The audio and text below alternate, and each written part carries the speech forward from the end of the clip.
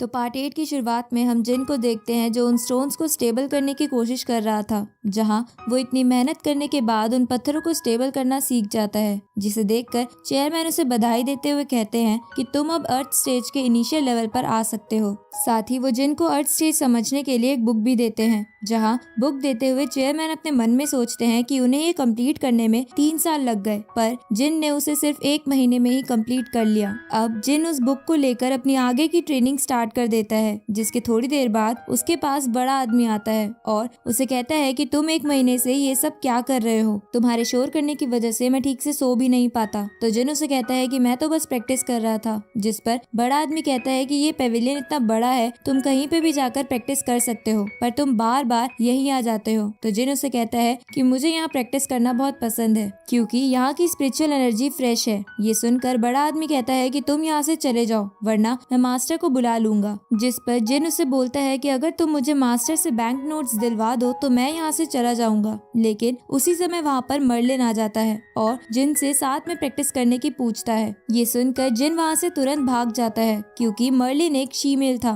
और उसने ये बात अजीब तरीके से बोली थी। आगे जिन मन में सोचता है कि वो अर्थ स्टेज पर तो पहुँच गया, लेकिन अभी भी उसे बहुत कुछ करना है। तभी उसे चेयरमैन की बात याद आती है, जिन्होंने उसे बोला था कि तुम अर्थ स्टेज के रिलेटेड क्वेश्चन ली से पूछ सकते हो, क्योंकि वो इसमें एक मास्टर है। अब जब जिन ये सोच ही रहा था, उसी समय वहाँ पर रॉय आ जाता है, जिसे स्टूडेंट्स ने बहुत बुरी तरह पीट रखा था, क्योंकि वो जिन के लव लेटर्स लीजा को दे के आता था। पर एक टोनी नाम के लड़के ने रॉय को पीट दिया, क्योंकि वो भी लीजा से प्यार करता था। ये सुनकर जिन रॉय से पूछता है कि ये टोनी कौन है, मैंने तो अभी तक इसके बारे में नहीं सुना। जिस पे रॉय उसे बताता है कि टोनी अर्ली कोर स्टूडेंट में से एक है, जो कई समय से अपनी पीक पर ट्रेनिंग कर रहा था। ये सुनकर जिन रॉय को कहता है कि क्या तुमने उसे नहीं बताया कि मैं पेविलियन लॉर्ड का कोर स्टूडेंट हूँ। तो रॉय उसे कहता है कि ये सुनकर तो उसने मुझे और मारा, क्योंकि वो तुम्हें कोर स्टूडेंट के काबिल नहीं समझता। ये सब सुनने के बाद जिन रॉय के साथ जाने लगता है, ताकि वो टोनी को सबक सिखा सके,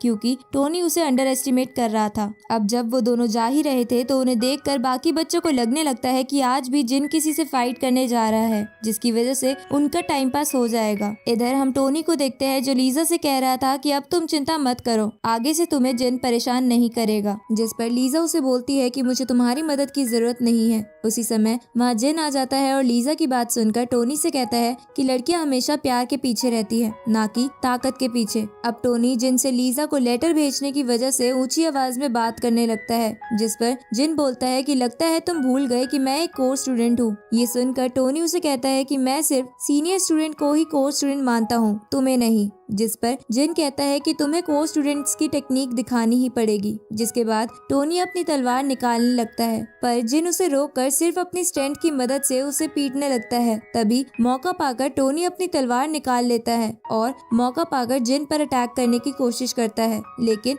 जिन उन सब अटैक से बच जाता है, जिसकी वजह से टोनी बहुत ज्यादा फ्रस्ट्रेट हो जाता है और अपना ड्रैगन टाइगर अटैक चलाने की तैयारी करने लगता है, जो अटैक उसकी फैमिली का एक सीक्रेट अटैक था। पर जिन उस अटैक को जेनी के सिखाए हुए अटैक से बड़े आराम से खत्म कर देता है और टोनी को भी हरा देता है। ये देखकर वहाँ खड़े लोग हैरान हो जाते हैं। साथ ही रॉय भी बहुत खुश हो जाता है और टोनी के पास जाके उसे पीट कर अपना बदला ले लेता है, जिसपे टोनी बोलता है कि मेरा भाई तुम्हें देख लेगा।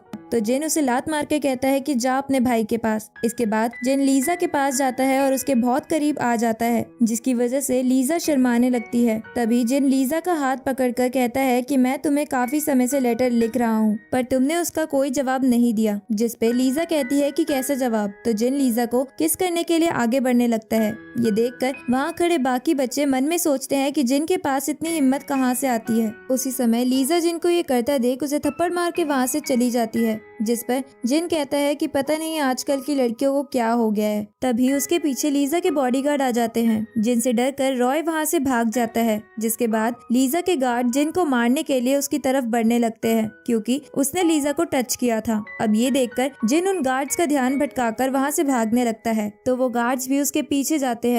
थोड़ी देर बाद जिन भागते भागते उसी गुफा के बाहर आ जाता है, जिसके अंदर ली बैठा रहता था। उसी समय जिन के पास बड़ा आदमी आता है और जिन को गले लगाकर रोने लगता लगता है। तो जिन उससे पूछता है कि तुम्हें क्या हो गया है और तुम्हारी ऐसी हालत कैसे हो गई, जिस पर बड़ा आदमी कहता है कि सुबह से टीचर ने जला जलाकर मेरी ऐसी हालत कर दी है। ये सुनकर जिन खुश हो जाता है और बड़े आदमी से कहता है कि तुम चिंता मत करो, अब मैं तुम्हारी मदद करूंगा। जिसके बाद जिन ली की गुफा में चला जाता है जहाँ ली आग जलाकर बैठा हुआ था। तो जिन उस आग की तरफ कूद पड़ता है ताकि वो अपनी स्ट्रेंथ बढ़ा सके, लेकिन जिन के आग में कूदने से पहले ही ली उस आग को बंद कर देता है। ये देखकर जिन ली से आग जलाने की रिक्वेस्ट करने लगता है, जिस पर ली बहुत ज्यादा गुस्सा हो जाता है। तो जिन ली से कहता है कि मैं तो बस मजाक कर रहा था, मैं तो बस आपको ये बताने आया था कि मैं अब अर्थ स्टेज पर पहुंच गया हूँ। ये सुनकर ली उसे एक पुराना कागज देता है, जिसे देखकर जिन बोलता है कि आप इससे करते क्या थे, इसमें से तो बहुत ज्यादा बदबू आ रही है। तो ली उसे बताता है कि ये अर्थ स्टेज की एक सील बनाने का मेथड है, जिसे सीखना या ना सीखना तुम्हारी मर्जी है। ये सुनकर जिन उस सील को सीखने का फैसला करके वहाँ से चला जाता है। ये देखकर मर्लिन और वो बड़ा आदमी हैरान हो जाता है, क्योंकि ली ने पहले वो पेपर किसी को भी नहीं दिया था। इधर जिन उस पेपर को देखने लगता है, पर उसे देखकर उसे लगता है कि वो एक आम सा पेपर है, इसलिए वो उस पेपर को हवा में फेंक देता है। जिसके बाद वो पेपर चमकने लगता है। तो जिन उस पर लिखी हुई टेक्निक की मदद से सील बनाने की तैयारी करने लगता है और पहले इकट्ठा किए हुए स्टोन्स को इस्तेमाल करके उस टेक्निक को कंप्लीट कर लेता है, जिसकी वजह से आसमान में एक बहुत ऊंची रोशनी चमकती है, जिसे ली और इंचार्ज भी देख लेते हैं और समझ जाते हैं कि जिन ने सील बनाना सीख लिया है। इस तरफ जिन उस टेक्निक को सीख कर खुश हो जाता है, पर इसकी वजह से उसके कई पत्थर भी खत्म हो चुके थे जो बहुत महंगे थे। इसके बाद बड़ा आदमी जिन को एक कमरे में ले जाता है जहां मर्लिन एक फीनिक्स बर्ड की ड्राइंग बना रहा था। तो बड़ा आदमी जिन को वहां चुपचाप खड़ा रहने को कहता है ताकि मर्लिन डिस्टर्ब ना हो, क्योंकि मर्लिन वो पेंटिंग 1 साल से बना रहा था। अब मर्लिन बड़े खूबसूरत अंदाज में वो पेंटिंग बनाने लगता है, जिसे देखकर जिन को लगता है कि मर्लिन एक बहुत ही काबिल आर्टिस्ट है। पर जैसे ही जिन मर्लिन की ड्राइंग देखता है तो वो चौंक जाता है और कहता है कि ये क्या बकवास ड्राइंग है, ये तो फीनिक्स की जगह चिकन का बच्चा लग रहा है। ये सुनकर मर्लिन बहुत ज्यादा गुस्से में आ जाता है और फिर से ड्राइंग के ऊपर जिन का ओपिनियन पूछता है, जिस पर जिन डर के मारे कहता है कि ये तो बहुत ज्यादा लाजवाब पेंटिंग है, ऐसी पेंटिंग मैंने आज तक नहीं देखी, इसे बनाने के लिए तो काफी मेहनत की जरूरत पड़ेगी। ये सुनकर मर्लिन शांत हो जाता है और कहता है कि मेरी इतनी भी तारीफ मत करो, ये पेंटिंग इतनी भी खास नहीं है। उसी वक्त बड़ा आदमी जिन से कहता है कि मैं तुम्हें यहाँ एक खास काम के लिए लाया हूँ, जिसे सुनकर मर्लिन जिन को एक सिंबल दिखाते हुए बोलता है कि आज मैं तुम्हें एक इम्पोर्टेंट लेसन दे रहा हूँ, जिससे तुम्हें पता चलेगा कि तुम्हारा दिल क्या चाहता है, तो तुम इसकी अच्छे से प्रैक्टिस करना। तभी बड़ा आदमी जिन के कान में चुपके से कहता है कि यहाँ पर पहले कुछ और लोग भी रहते थे, जिनमें मर्लिन की फियांसे भी थी, जो बेहद ही खूबसूरत है। अब बड़े आदमी को ये सब बोलता देख मर्लिन भी सुन लेता है और उसे पीटने लगता है। ये देखकर जिन एक बहाना बनाकर वहाँ से भाग जाता है, क्योंकि उसे पिटना नहीं था। तभी जिन को बेल की आवाज सुनाई देती है, तो जिन उसकी तरफ जाता है, जहाँ वो देखता है कि चेयरमैन ने कई स्टूडेंट्स को वहाँ बुला रखा था, साथ ही वहाँ पेवेनियर लॉर्ड और एक मैम भी थी। अब चेयरमैन सबको बताता है कि मुझे खबर मिली है कि रेगिस्तान की एक सीक्रेट जगह पर वुजन यान मिला है। ये सुनकर सब हैरान हो जाते हैं, क्योंकि ये चीज बहुत ही खास थी, जिससे कोई भी बंदा अपनी ट्रेनिंग स्पीड बढ़ाकर प्योरिफिकेशन स्टेज तक पहुंच सकता था। इसके बाद चेयरमैन उन सबको बताते हैं कि इसके पीछे बाकी 2 और सेक्ट के लोग भी हैं, तो तुम सिर्फ उस जगह के माया जाल से नहीं बल्कि 2 सेक्ट के लोगों से भी लड़ोगे और उस चीज को यहाँ लाओगे। ये सुनकर कुछ लोग चौंक जाते हैं और सोचने लगते हैं कि वो इस मिशन पर नहीं जाएंगे, क्योंकि इसमें जान जाने का खतरा था। तभी चेयरमैन कहते हैं कि इस मिशन के लिए टीम के साथ पेवेलियन लॉर्ड और एक टीचर भी जाएगी और सभी बच्चे अपनी मर्जी से इसमें हिस्सा ले सकते थे। ये सुनकर जिन सोचता है कि वो इसमें जरूर जाएगा ताकि वो वुजन यान से अपनी स्ट्रेंथ बढ़ाकर इंचार्ज को हरा सके। तभी चेयरमैन उसे अपने पास बुलाते हैं और उससे कहते हैं कि तुम एक कोर स्टूडेंट हो, तुम्हें इस मिशन पर जाने वाले सभी बच्चों का ध्यान रखना है। जिस पर जिन कहता है कि मैं ऐसा ही करूंगा, पर क्या मुझे इसके बदले कोई ट्रेजर भी मिलेगा? तो चेयरमैन इसके लिए साफ मना कर देते हैं, पर वो उसे बताते हैं कि वो जगह तुम्हारी प्रैक्टिस के लिए बहुत अच्छी है। ये सुनकर जिन इसके लिए मान जाता है और लीजा के पास जाकर बोलता है कि हमें किसी प्राइवेट जगह जाकर मिशन प्लान की प्लानिंग करनी चाहिए। ये सुनकर लीजा शर्मा के वहाँ से चली जाती है, जिसे देखकर टोनी जिन पर गुस्सा करने लगता है तो जिन उसे अपनी वाटर बॉल से डराने लगता है। इधर इंचार्ज भी जिन को देखकर मन में बोलता है कि जब जिन वहाँ से वापस आएगा तो वो उसे सबक सिखाएगा। आगे वो सब पेवेलियन मास्टर और टीचर के साथ मिशन पर निकल जाते हैं, जहाँ रास्ते में उन्हें 3 सैंड स्नेक्स मिलते हैं, जिसे देखकर जिन अपने मन में सोचता है कि ये लीजा के सामने शो ऑफ करने का बढ़िया मौका है, इसलिए वो उन स्नेक्स की तरफ भागता है और जेनी की बताई हुई टेक्निक की मदद से एक एक करके उन तीनों स्नेक्स को मार देता है। ये देखकर बाकी सब जिन के बारे में बातें करने लगते हैं, जिस पर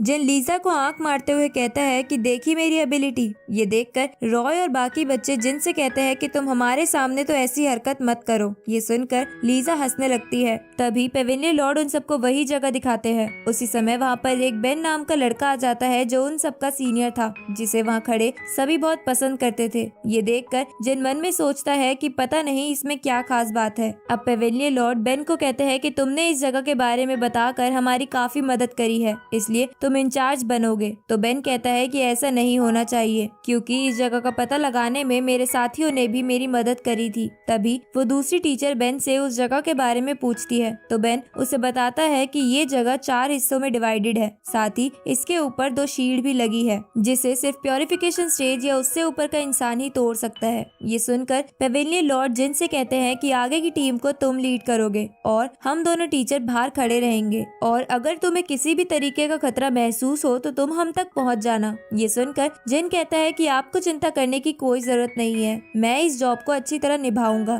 तभी टोनी पेवेलियन लॉर्ड से कहता है कि आपने सीनियर बेन को लीडर क्यों नहीं बनाया, वो तो इस जगह के बारे में अच्छी तरह से जानते भी हैं। जिस पर पेवेलियन लॉर्ड कहते हैं कि यहाँ पर कुछ और खतरे भी हैं जिनका सामना सिर्फ बेन कर सकता है, इसलिए मैंने जिन को ये आसान काम दिया है। ये सुनकर सभी बच्चे हंसने लगते हैं। तो जिन पेवेलियन लॉर्ड से पूछता है कि आपके कहने का मतलब क्या है, जिस पर पेवेलियन लॉर्ड कहते हैं कि शांति से अपनी टीम को लीड करो। इसके बाद वो सब उस जगह की फर्स्ट शील्ड पर पहुंच जाते हैं, जहां पहुंचने पर बच्चे बातें बनाने लगते हैं कि इसे तो बस बेन ही तोड़ सकता है। ये सुनकर टोनी जिन से कहता है कि तुम्हें लीडर बनने का इतना ही शौक है तो इसे तोड़कर अपनी काबिलियत को साबित करो। तभी बेन उसके पास आकर कहता है कि ये शील्ड बहुत मजबूत है, इसलिए मुझे ये तोड़ने दो। पर जिन उसकी बात नहीं मानता और शील्ड के पास चला जाता है और अपनी ड्रैगन टेक्निक को इस्तेमाल करके शील्ड पर वार करता है, जिसके बाद वो शील्ड एक ही झटके में टूट जाती है। ये देखकर सभी हैरान हो जाते हैं। तो जिन सबको बताता है कि मैं पिछले 1 महीने से सभी फॉर्मेशन को तोड़ने की प्रैक्टिस भी कर रहा था। उसी वक्त पेवेलियन लॉर्ड सबको बोलते हैं कि इस जगह का गेट खुल गया है, तो इसमें अब तुम जा सकते हो, लेकिन तुम्हें अंदर जाने के बाद अपने सेफ्टी का ध्यान रखना होगा। ये सुनकर जिन एक एक कर सभी को अंदर भेज देता है और एंड में खुद भी अंदर जाने लगता है। तभी पेवेलियन लॉर्ड उसे रोक कर एक मटका देते हैं, जिसके अंदर स्पिरिट स्टोन थे, जिसे चेयरमैन ने उसे गिफ्ट के तौर पर दिया था। अब जिन उस गिफ्ट को लेकर अंदर चला जाता है, जिसके बाद पेवेलियन लॉर्ड उस टीचर पर लाइन मारने लगता है, पर वो टीचर उसे बिल्कुल भी भाव नहीं देती। इस तरफ जिन बेन को कहता है कि तुम इस जगह को अच्छी तरह जानते हो, तो मुझे कैंपिंग के लिए एक अच्छी जगह बताओ। ये सुनकर टोनी बोलता है कि टीम तो तुम लीड कर रहे हो और मदद बेन से मांग रहे हो, इससे बढ़िया तो